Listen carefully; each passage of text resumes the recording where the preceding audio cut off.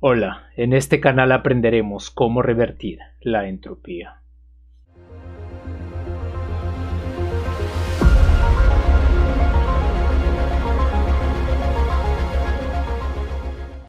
Antes de llegar a esa última pregunta, quiero empezar una serie de videos en los que daremos un vistazo a los fundamentos matemáticos para poder entender la física y que también pueden servir para otros campos como las ingenierías, las ciencias de la computación y hasta la misma matemática.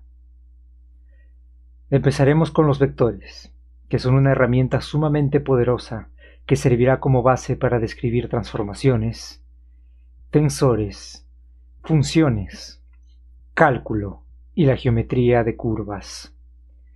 Todo con tal de tener una noción general y conectada de cada campo, de manera que el conocimiento fluya de manera natural. Primero vamos con un vector. Me he encontrado con definiciones en Internet que definen el vector como una magnitud.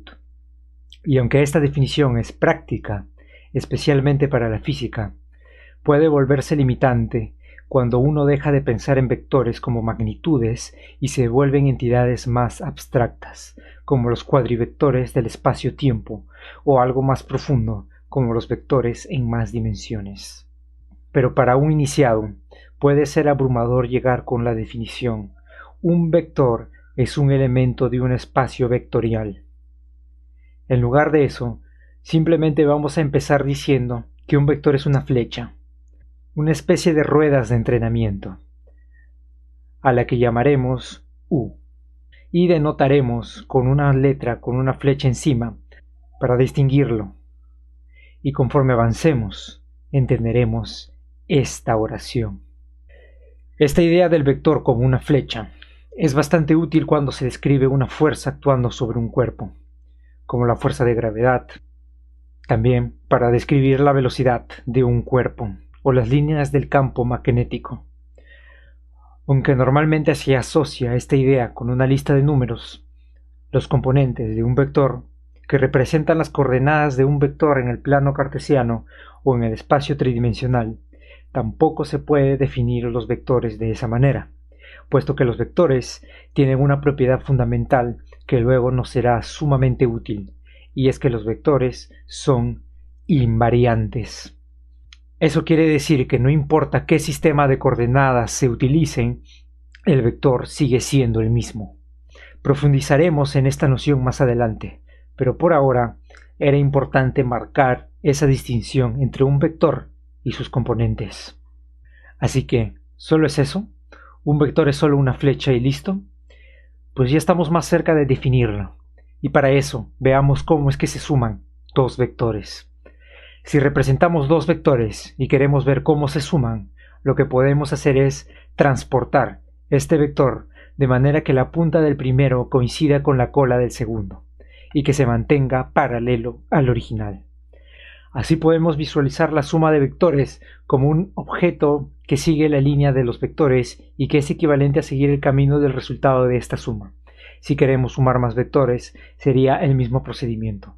Solo nos importaría el punto inicial y el final de todos estos vectores. Para evitarnos el trabajo de transportar estas flechas, que solo podemos hacer ahora porque estamos pensando en un espacio plano, pero cuando veamos espacios curvilíneos, esto va a cambiar, solo vamos a considerar que los vectores parten de un mismo punto. Y para sumarlos usaremos las rectas paralelas. Notemos que el resultado es el mismo, pero los vectores no se han movido y comparten el mismo origen. Y eso es todo. La operación de suma de vectores es sencilla.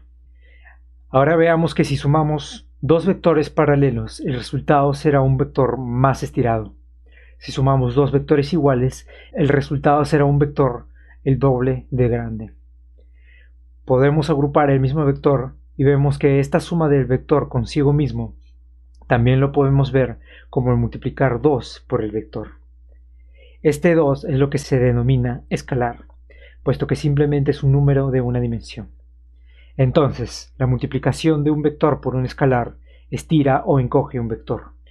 Notemos que si ese escalar es 0, el vector se hace nulo, y si el escalar es negativo, el vector se invierte. Una vez claras estas operaciones, lo que podemos hacer es combinarlas, Primero definamos dos vectores cualesquiera, u y v. Multiplicaremos a cada uno por dos escalares cualesquiera y diferentes. Y luego sumaremos esos dos vectores guiándonos del paralelogramo formado. Como vemos, el resultado de esta operación es otro vector. No importa cómo variemos los vectores o los escalares, el resultado siempre será un vector. Así que ahora podemos definir un vector como todo elemento que cumple esta propiedad, y a ese conjunto lo llamaremos espacio vectorial. Es decir, todo elemento, todo vector que cumpla esta condición es parte de un conjunto llamado espacio vectorial. Ahora sí podemos librarnos de las flechas y simplemente definir un vector como un elemento de ese espacio vectorial, sea una flecha o no. Y listo, ya tenemos la definición de un vector. Claro que expresarla formalmente conlleva un poco más de familiaridad con las notaciones, que son la manera en cómo escribimos la matemática. Pero por ahora, tener la noción es lo importante, y esta definición es útil, puesto que no solo se limita a ver los vectores como flechas o como una lista de números, sino que nos permite ir más allá e introducir elementos mucho más abstractos.